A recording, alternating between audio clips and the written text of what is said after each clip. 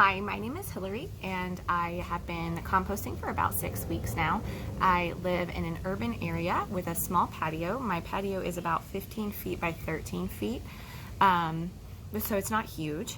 And I have been posting about my compost for about 6 weeks and on Instagram, and got asked to make some kind of video to help others understand how they might be able to compost in small spaces. So that is what I'm doing today. When I initially started researching composting, I was having trouble finding cheap ways to compost in small spaces. There is a composting subscription service in our area, but I think it costs between $3 and $5 a month, and the system that I use cost about $27 total.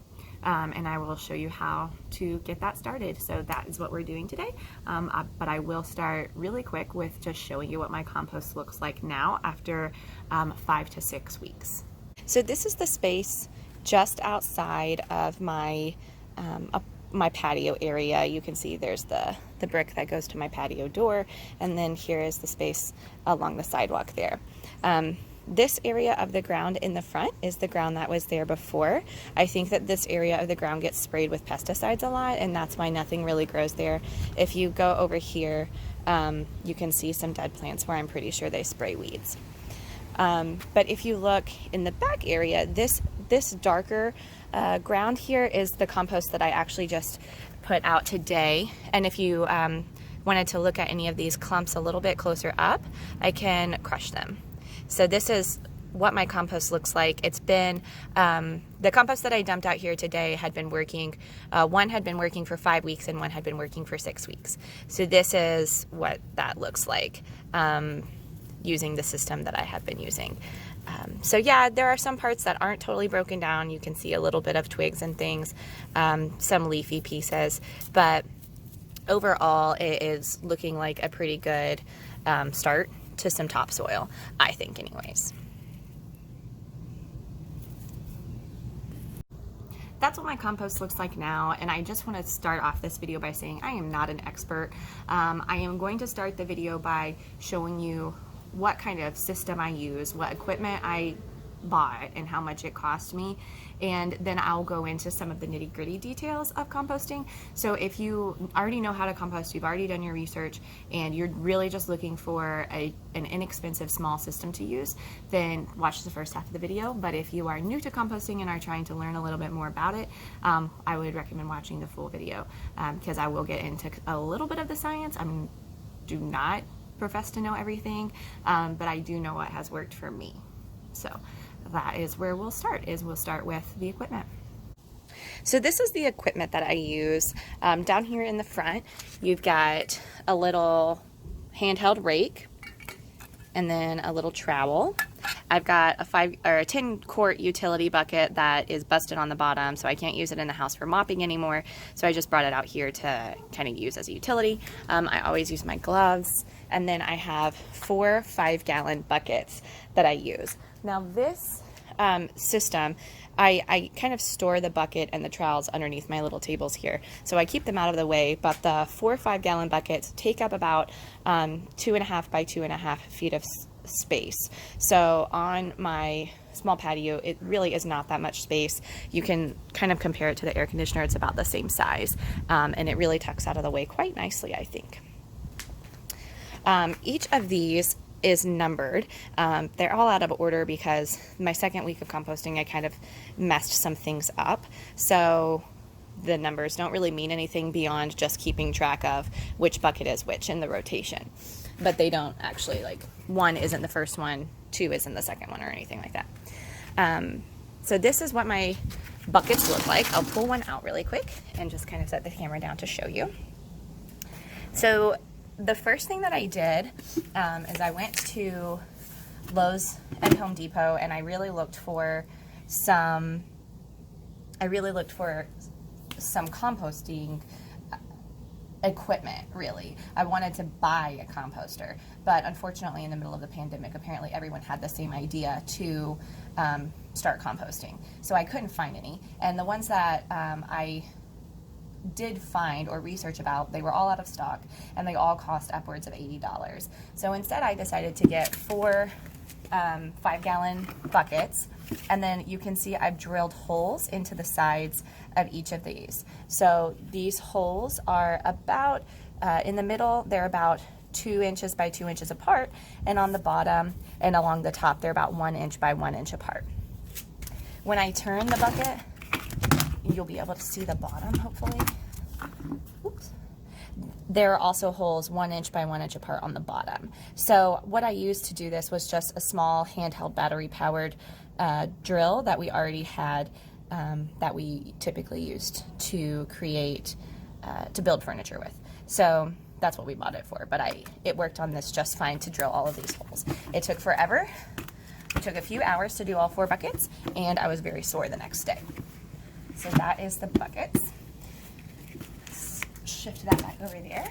And we have underneath of one side, this is a tray that we already had to put our shoes on, which we weren't really using anymore. And what I like it for is it collects water. So when it rains or when I water the compost, it collects that, what they call compost tea, which is a really highly nutritious liquid, because it seeps out of the compost. And then usually whenever it gets a little puddle in it like that, I'll use it to water my herbs over here.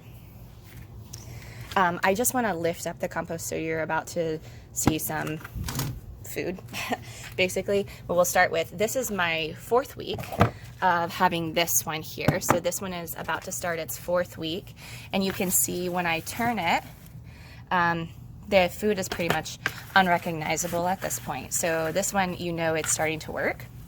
If I were to hold my hand down on the bottom here, you can actually feel the heat coming off. So if you know a little bit about the science of composting, you know the compost should be pretty hot on the inside. So that is week 4.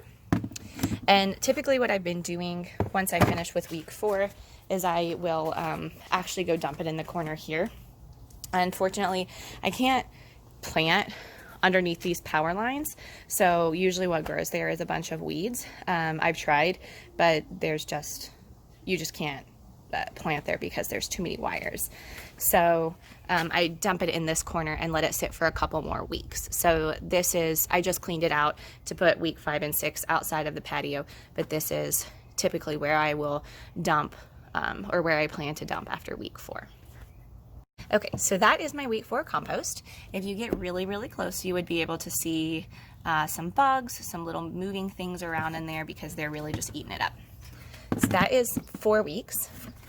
This one has been 3 weeks, and it is definitely the most active right now. You can still kind of see, like, you can still see a banana peel in there, you can see an avocado shell, but you can tell that it's breaking down pretty well on this one. So this one is going to be starting its 3rd week. This is only on its 2nd week, so you can definitely still see most of the food. It's still pretty full, because this one has only been sitting for about a week. You can still see all of the watermelon and the corn husks from last week's cookout in there. And then this one is the one I'm using this week. So this is the one I dumped our food scraps from tonight's meals. Yeah, don't look too closely at that. I swear I don't usually let that much lettuce go bad. So that is my compost system. Like I said, to build it, you need the 4 5-gallon buckets. You need a utility bucket besides those buckets, and you'll need a trowel and a rake is what I use to stir mine. So I'll start a little bit about the background of composting and why I decided to get into it. The first part is I really just wanted to reduce waste in our trash. It stinks. It was filling up our trash, and I kind of always felt a little bit guilty about not doing something. I didn't know why, but then when I started reading about compost a little bit more, I started to really learn how much better it is for the environment than throwing your food waste into the trash. So what I put in my compost is any fruit or vegetable scraps, and I do not put in any dairy or meat products. I chose to use the 5-gallon buckets and keep the lids on so that rats would not get attracted to my patio because, as I've said before, I live in an urban area. I mean, rats are even in the country, so I keep it in a closed space until the food particles break down enough to where they're unrecognizable and would not attract vermin. So that's why I do that. Beyond that, a good reason to start composting, besides just wanting to reduce waste in your trash can, is that actually it reduces greenhouse gas as well. So when food particles and leftover food product get put in the landfill, it is put into an intentionally anaerobic, which means no air location. Landfills are designed to not have any air in them, I guess just because it doesn't make sense for them to. And what happens when food particles are put in that is they break down and they actually create methane because they're not breaking down properly, and methane is a greenhouse gas. But when you compost and you do it right, it creates an aerobic, which means with air composting procedure, and it does not create that methane. So you're actually reducing greenhouse gases if you decide to compost, whether you use a service or whether you do it at home. So that being said, in order to create that aerobic atmosphere where the food particles can really break down properly, what you need to do is you need 4 things. You need air, you need greens, you need browns, and I kind of think you need water too. You really do. So air, it's free. You don't have to worry about that. And that is the reason why we drill the holes in the sides of the buckets and on the bottom, because that allows the air to kind of infiltrate. The greens these are anything that you're throwing out of your kitchen. So these are your eggshells, your watermelon rinds, your corn husks, your bread. You can throw bread in there. I throw tortillas in there, avocado shells. That is your greens. These are your nitrogen-rich materials. And then the third thing that you need is browns. And these are carbon-rich materials. Browns are harder to come by in the city than the nitrogen-rich greens, and that is something that I struggled with my first week. So the first week that I did compost, about 6 weeks ago, everything went really well the first week. And then your compost shouldn't smell. I should go ahead and say that. Your compost really should not smell. It might smell a couple of days. If you throw an orange in there, it might smell citrusy. If you throw potato in there, it might stink.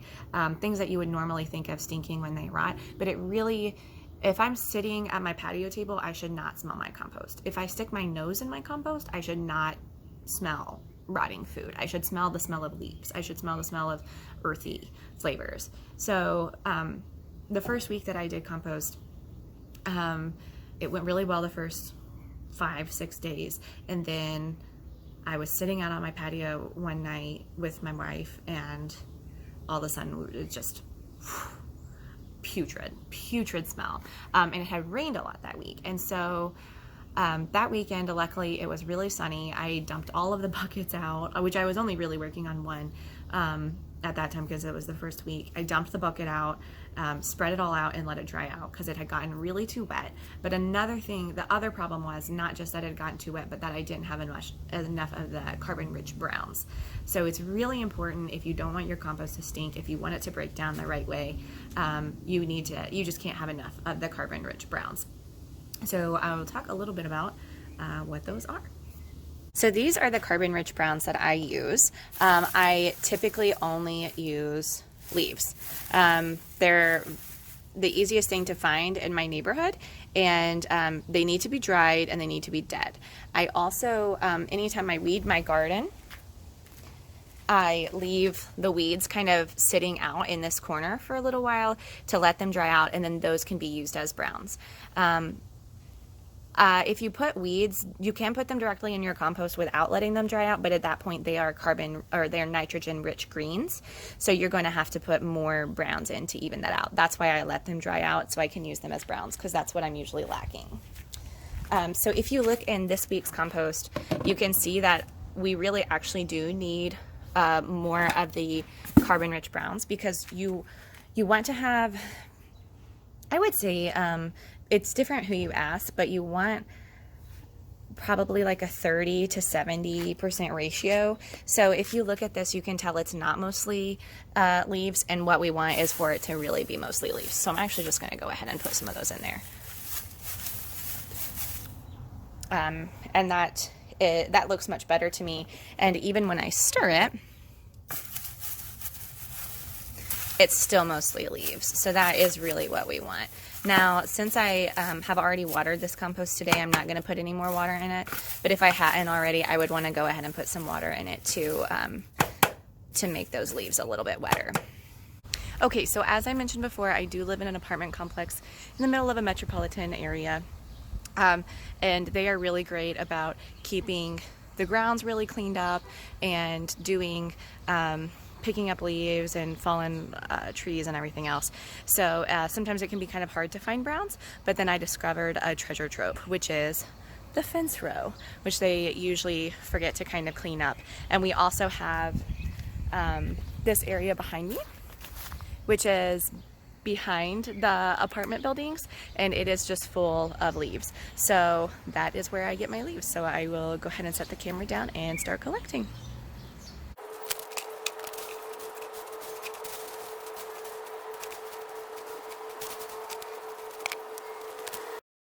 Okay, so at this point we've done 4 things. Air, which we got from drilling the holes in the sides of the 5-gallon buckets. We've got nitrogen rich greens, which are super easy. They come from your kitchen. And then carbon rich browns, which you can find usually along a fence row in the middle of the city. Put them in your utility bucket and bring them home and mix them in. I try not to get ones that I think might have been sprayed with pesticides, so you can keep that in mind. And then the 4th thing that I mentioned was water. So if your compost gets too dry, it won't break down right, because in order for those microbes and things to work and to really get down to business in there, your compost needs to be a little bit damp, because they need water to live. I don't know. So make sure it's a little bit damp. But you don't want your compost to be too wet, because then it will start to smell putrid. It'll get too wet and it'll start to rot, which is what you don't want. If it gets too wet, it compacts down. This is part of the problem I had my first week. It compacts down and then the air can't get into it. So if you think it looks a little bit dry, pour some water on it. I usually use my flower watering can and just dump some water onto it and then stir it up really good. That way it won't get too wet. And with the holes at the bottom and on the sides, extra water will drain out. And I probably do that every few days to just make sure that it has plenty of water, but doesn't get too wet, because you don't want it to get too wet. And that's all you need. I did forget to mention one more thing that you need. One more thing that you need to start your compost is just like a shovel full of dirt. I usually just use my trowel and just toss it in there. All that does is it jumpstarts those microbes and gives you maybe a worm or two. Okay, so those are the supplies that you need and the reason that you would want to compost, and the science behind the composting. And so now we'll talk a little bit about the mechanics that I use for my composting. So we will move back over to the composting system, and I will go over those over there. Okay, so I have my 4 composting buckets. You are on top of the air conditioner right now, so hopefully it won't kick on. I've already showed you a little bit about how to, I'm gonna move this bucket. You can see some of that tea going. So this is the bucket that we're adding to today, or to this week. You can, I've already added some browns to it, but what I want to show you is why you need your trowel and your little rake there. So part of keeping it aerobic is you're going to need to stir it, and typically I stir mine every few days. I try to stir it a little bit every time I add to it, but every few days for the ones that are cooking. So this is the one for this week, so I'll go ahead and stir that one, and then these and the one I just pulled off are the ones that are cooking. So this is kind of how I do that. I'll take my little rake here and just kind of dig in there, and then I'm going to take my trowel and pull from the bottom to the top. So you can already see the things on the bottom are much more wet, and that is why I did not pour any more water on. So I'm just kind of pulling from the bottom, moving it to the top, and that mixes up the browns with the greens, and it also spreads the liquid around, and also keeps it aerobic. You can see a little piece of a paper towel I threw in there earlier. So the things you don't want to throw in your compost, like I mentioned before, are you don't want to throw any meat or dairy in there. So if you're eating a baked potato and you don't eat the whole thing, you can throw it in there as long as it doesn't have any sour cream or butter on it. If a little bit's okay, but you really don't want it to stink because, as I'm sure you know, sour cream, any kind of dairy or meat goes putrid. It does not break down. It rots. So just stirring this up. One thing we love to put in our compost is we put our napkins in there if they don't have any meat or dairy products on them. But we eat Chipotle a lot, and lately we've been getting a lot of delivery, and I can actually cut up the brown bags that those are delivered in, and you can do this with any brown bag, and you can put them in your compost and use those as those carbon rich browns. So you can tell this one is really starting to break down really nicely, and it's only been going for about a week. Those corn husks are going to be the biggest thing though. So I'm getting a little dirty, but it's really not that bad. And if you could smell this, it just smells like dirt. It doesn't smell like rotten food at all. So that is that one. And now I'll do this one. So this one is the one that's been in for 2 weeks. And that one is quite a bit easier to stir because it's not as full. And you'll notice that pretty much every week that your buckets really will start to lessen out. By the second or third week, they'll really start to deteriorate. So you might start with something like this, which is pretty full, and then it goes to that, which is about half full. And then once you get by the 4th week, oops, you're getting down to about a quarter of the bucket full. So that is not bad at all, I think. I do want to go ahead and dump this one out, even though I typically would give this one another week. I think it's about ready to dump out, and I also want to show you what's in the bottom. Okay, so this is the bottom of my bucket. You can see I dumped the compost out over here. This is what's in the bottom of each of these buckets. I've got some really big rocks, and I just picked these up honestly from the landscaping around my apartment complex. They're just kind of everywhere, so I just picked some up, and what that does is it keeps the holes in the bottom. It keeps the holes in the bottom from getting clogged as much. It really helps with drainage. I also want to show you something else. So this is what I just pulled out of there, and you can see, or maybe you can't, there are bugs all in this.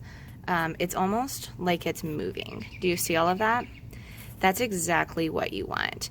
The little roly-polies, the centipedes. I found a few worms when I was pulling this out. That's exactly what you want in there. So you can see all kinds of stuff just moving around in here. And that's exactly the kind of ecosystem you're trying to create, is something that you can, that bugs will feed off of, and what they're doing is they are breaking down all of that food, and they are making it into soil, just like nature intended. So it is honestly very cool to look at that. Okay, so that's it. That is the ins and outs of the 4-week rotating compost system that I created for my patio. It works great for me, and I am putting some links below for some of the references that I used when I was getting started, and I'll also I'll put in a list below of the different types of browns that I use, because like I said, they are hard to come by in the city sometimes, so the more you know about the things you can throw in, the better. Thanks for watching.